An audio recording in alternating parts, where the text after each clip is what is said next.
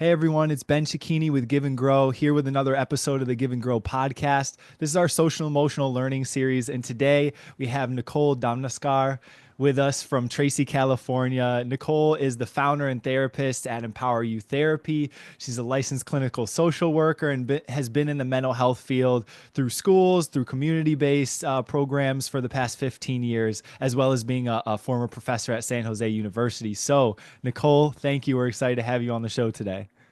Absolutely. Glad to be here.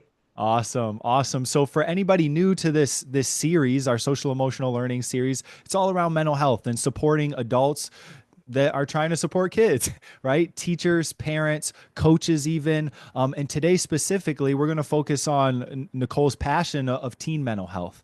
All right. So if you have a teen that you coach, that you teach, that you parent, you're in the right spot for some valuable information today in conversation. So Nicole, can you just tell us a little bit about yourself, your background, and why teen mental health specifically is important to you? Yeah, so I think you gave a good background of me. I've been working in the mental health field for a very long time. I've worked actually everywhere from kindergarten through 100. But Wow. I specifically probably chose to focus on teens because I just think teens are really amazing. I think a lot of people don't appreciate the stage of life that they're at. And if you actually look at most of the change that has been throughout the world, it comes from teenagers and young Mm, people. And I just find helping them through their development into adulthood fascinating, and it keeps me on my toes also. I got to mhm. keep up to date on Yeah. everything that's going on. And they challenge you, and it keeps me bright-eyed and bushy-tailed about Mhm. the world. So that's why I Beautiful. chose teens. Awesome. Awesome. I appreciate you breaking that down. And as somebody who like coaches teens, like I totally get what you're talking about. They have so much potential inside of them and helping them break through some of those barriers or challenges or just not even break through, just supporting them along that journey can be so Yeah. rewarding for us as the people that are helping them out, but also for the world, as you mentioned, you know. So what's something like maybe a personal experience that you've had in this space working with teens that helps to Mhm. demonstrate why social emotional learning or why mental health support and psychotherapy, is so important. Oh gosh, I think, to be honest, I think we're kind of in the midst of a teen mental health crisis. I don't think that's a surprise to anybody. Mhm. I think there's just been a complete upflux in anxiety, in depression, in suicidality. Mhm. And I just think it's really important for us to be having those conversations and for teenagers to know where to go for help. I think Mhm. unfortunately they're at the age where they won't always go to parents, not Mhm. because parents aren't trying to be there. I've talked to wonderful parents, Yeah. and it's just the stage of your life that you're at. You're trying to differentiate, you're trying to figure out who you are outside of that relationship with your parents. So it's just so important that they know where to go and who Mhm. to go to, and also people who are going to guide them back to their parents.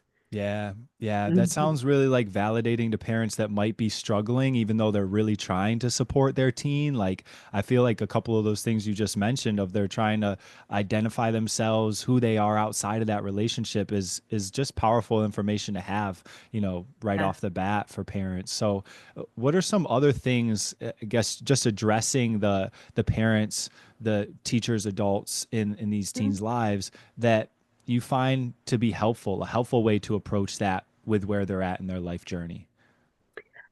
I think something that I tell parents all the time when I'm working with them is just that your role really shifts as a parent when you're getting to that teenage years. It goes from much more of a rule enforcer and a teacher to just more of a guide.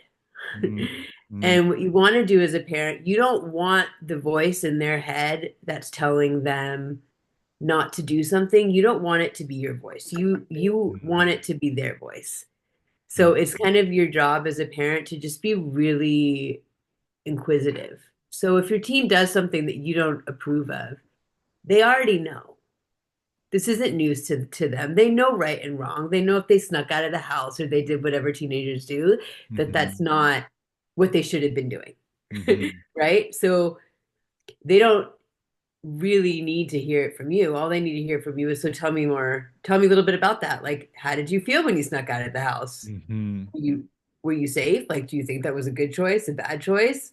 Why might you be having the consequence that I'm going to put on you? I'm not saying that there's not consequences for that. Right. It just needs to be a lot more of a conversation than it does when they're younger, and you want to put the emphasis more on them so that they're making the decisions that are right for them and not because of you.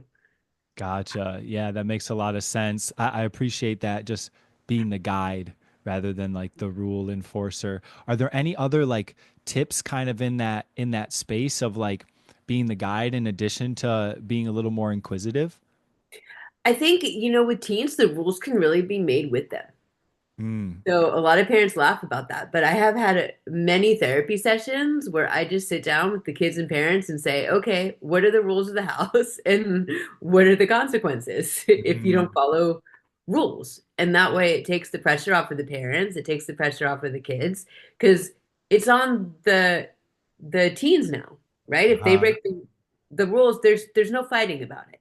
Like Hmm. it was already established. If the rule is the phone gets taken away, then they already know that. That's a choice that they're making. So as a parent, then you can just be that person to support them and say, "Well, I know that was really hard. Like you Hmm. made a bad choice.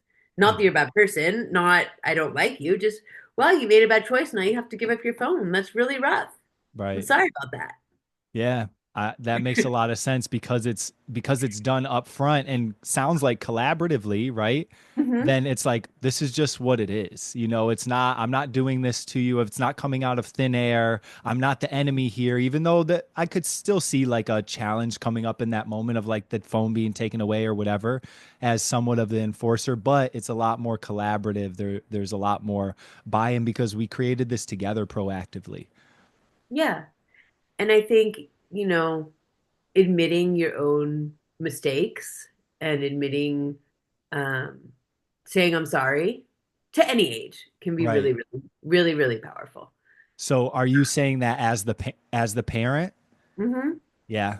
If you make a mistake and lose it, and all of a sudden just grab the phone and storm out of the house, or we know as parents they're triggering. I have a 3-year old right now, and I actually think there's a lot of similarities between toddlers and teenagers.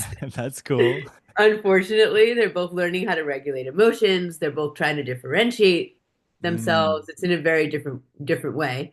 But it's like when my toddler throws a temper tantrum, if I yell, I say, "Well, I'm really sorry that I that I mhm. that I yelled at you. Like I shouldn't have done that. Mommy got really frustrated."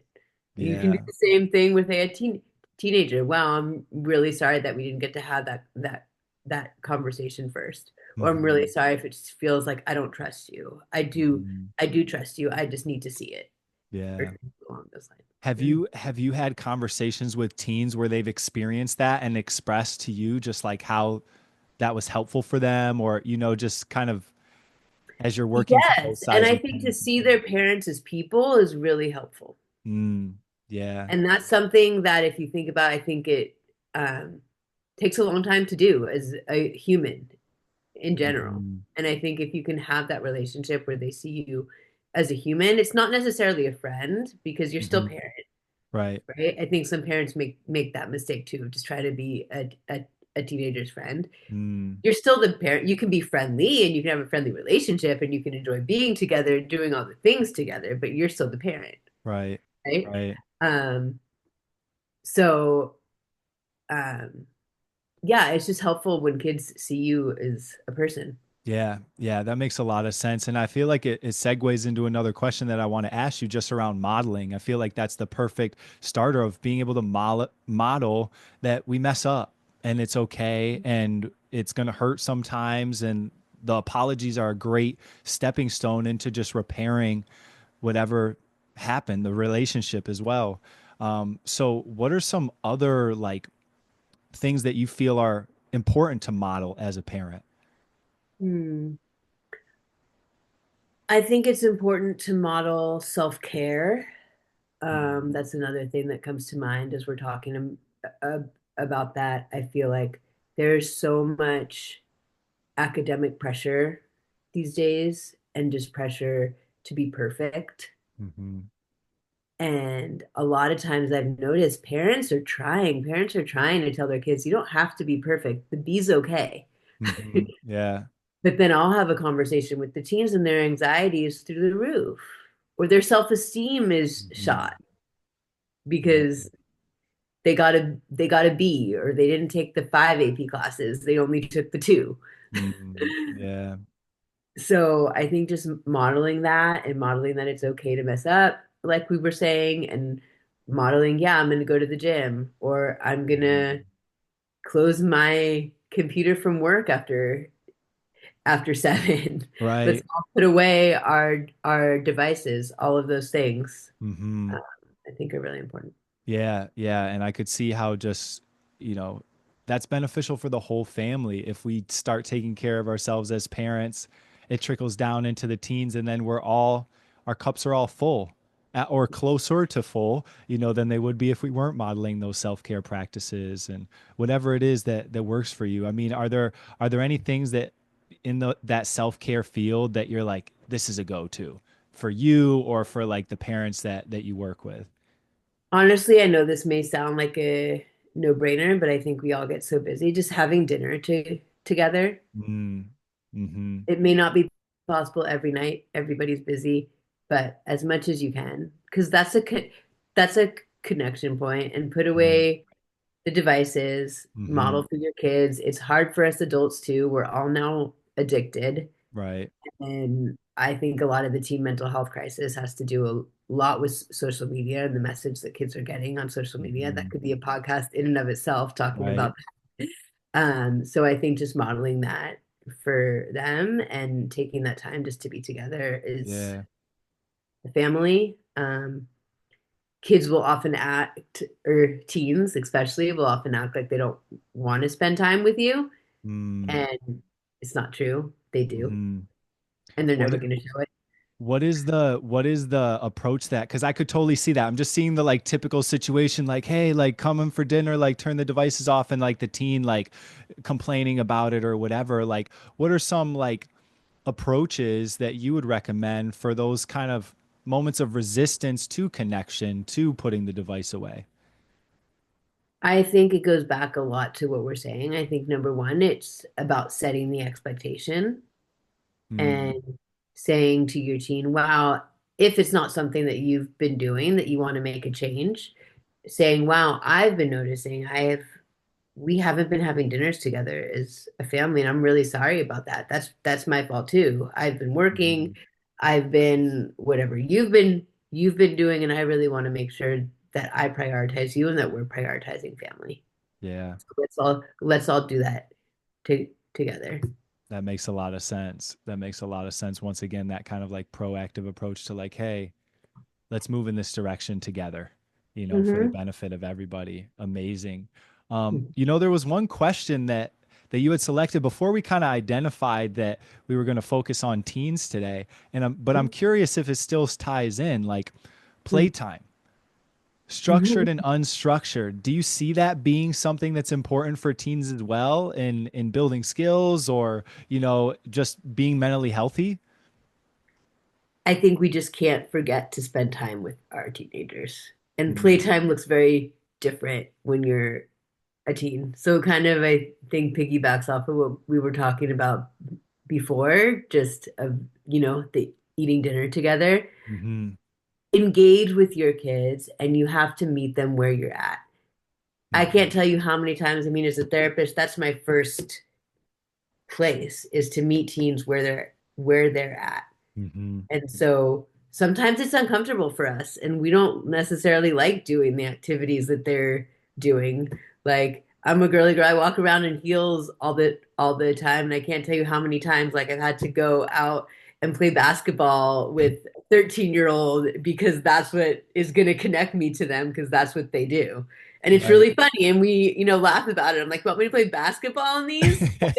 You're hilarious." But then you do it and it's a connection point and they love it. So I think you as a Mhm. parent just have to be really intrigued about what your kid likes and show them the things that you like and try things together, you know, or Right. go to movies, get your nails done, just do things together. Right. Right. That's that's playtime with teens. That makes a lot of sense. That makes a lot of sense. And it's kind of like a lot of these things that we're talking about today and I've also discussed on other podcasts, they're the episodes, they're simple things, right? They're simple things, but are we actually doing them?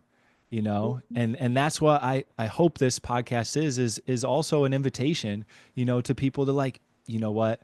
Dinner would be really nice. And it's something simple and we can do that, you know. And I think that's an important thing for parents and teachers too. Were you going to say something there?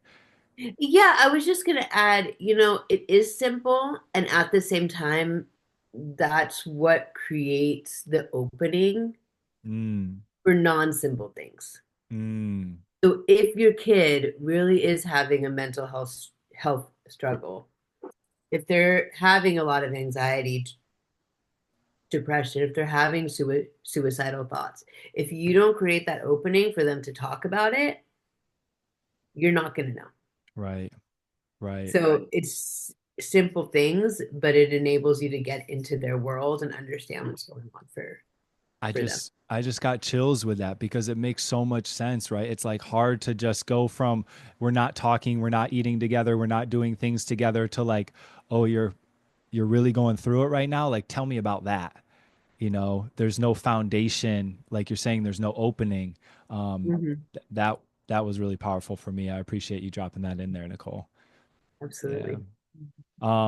So around friendships, because I think the social media thing can kind of lead to disconnection sometimes. And I don't know, is that something that you've noticed with teens, just ability to have like close friends, powerful friendships and relationships? Yeah, I think teens have the ability to have powerful friendships. I think they often isolate, and I think social anxiety has gone up. Mm, Um, and I think also some of the social stuff is taking place online. And so mm, that yeah. makes it really difficult Mm-hmm. because we may not understand it. Like I know I've talked to teens who are talking about their friends and I'm like, "Well, have you ever met this person in person?" "No, no, no. I met them on an online video game." Right. But that's their friend. Like it Right. really is their friend and they Right. talk to them and Mm-hmm. all of those things. So I think we just have to understand that the world is a little bit different Mm-hmm. in that way and also understanding that friends are teens' worlds.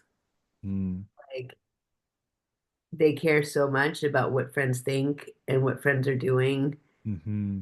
And you really have to understand that and look at that. And teens feel like they're the center of the universe. That's just kind of part of that developmental phase Mm-hmm. of they think everyone's staring at them.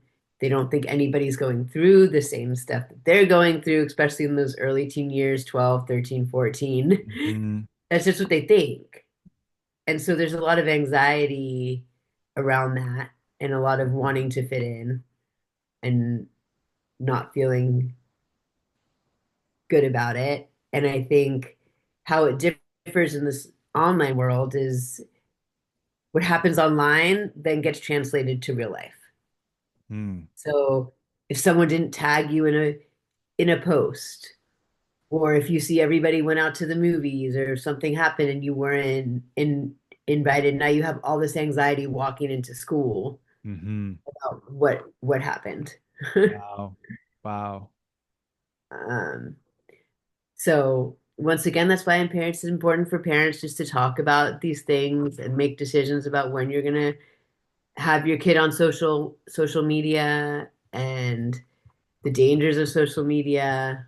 All those Mm-hmm. conversations need to happen, and um, it's a struggle. But it's the same conversations that you would have with your kids anyway Right. about tell me about your friends and all of those Mm-hmm. things.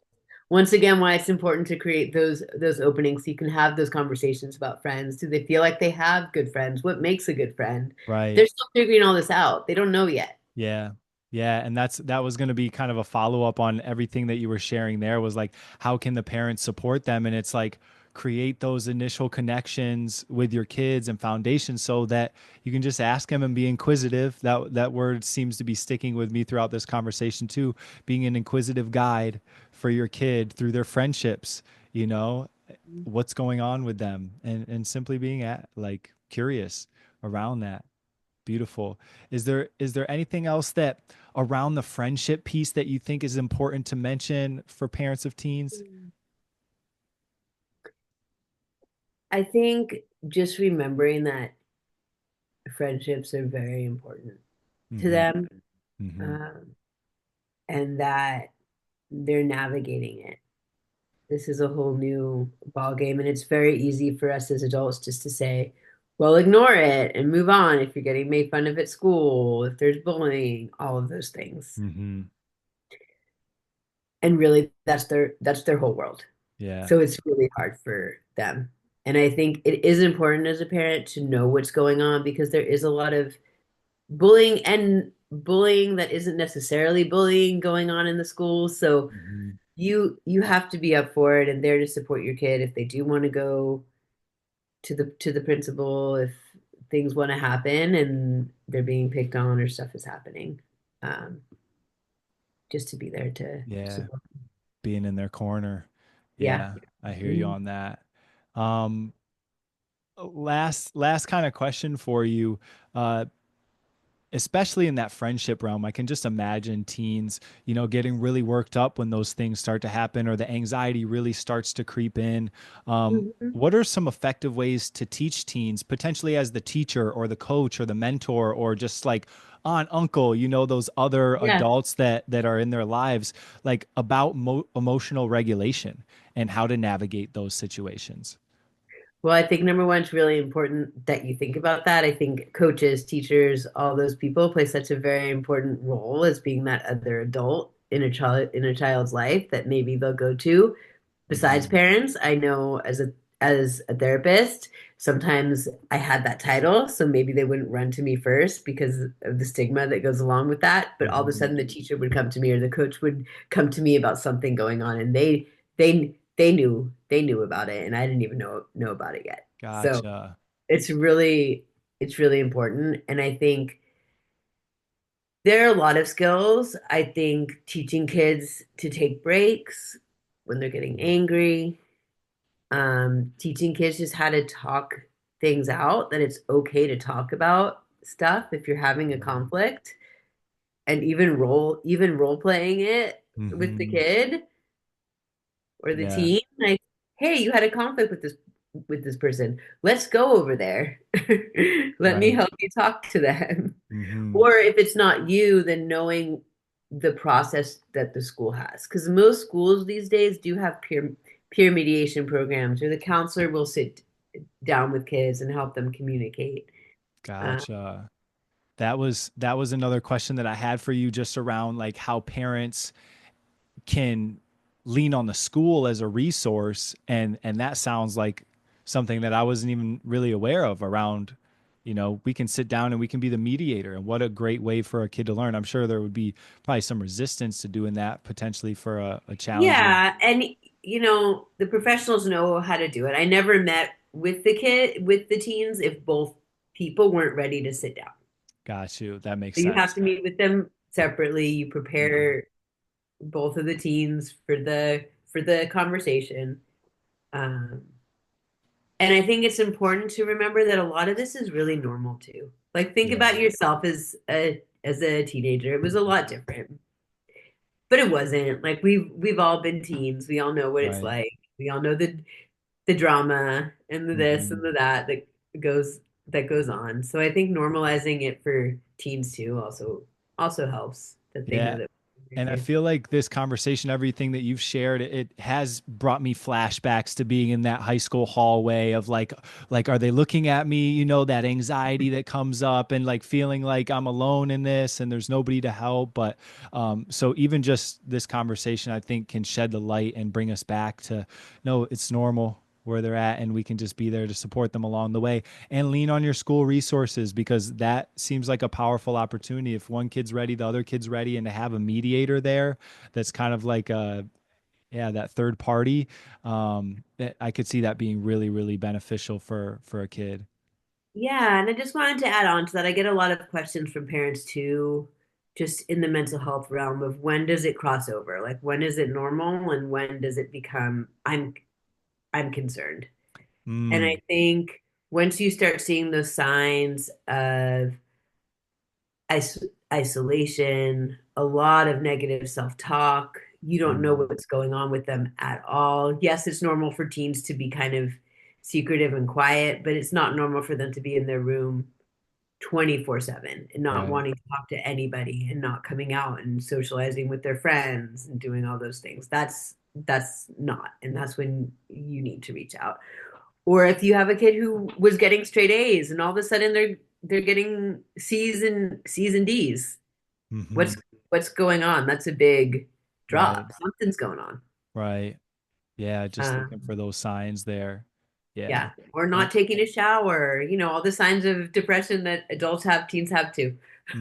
yeah. So Yeah, that makes a lot of sense. I appreciate you sharing that. And it sounds like the call to action there is if you do see one of your kids in those that type of situation, reaching out for support and reaching out to the kid, having that initial conversation of, hey, what is going on, and I think I just as in summary, just the reminder of to go back and build that connection right now, starting it in those little simple ways of going to the movies, doing what they want to do, deviceless dinners, um, everything that we talked about earlier.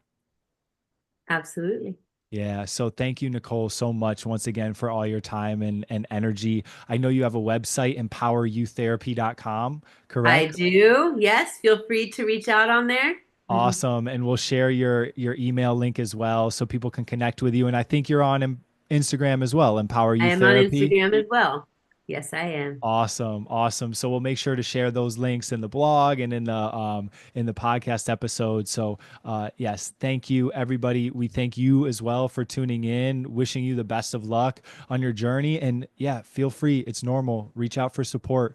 We're here for you, and there's a whole world of people that are here and really want to see these teens thrive as well as the family unit. So Nicole, thank you again. Thank you.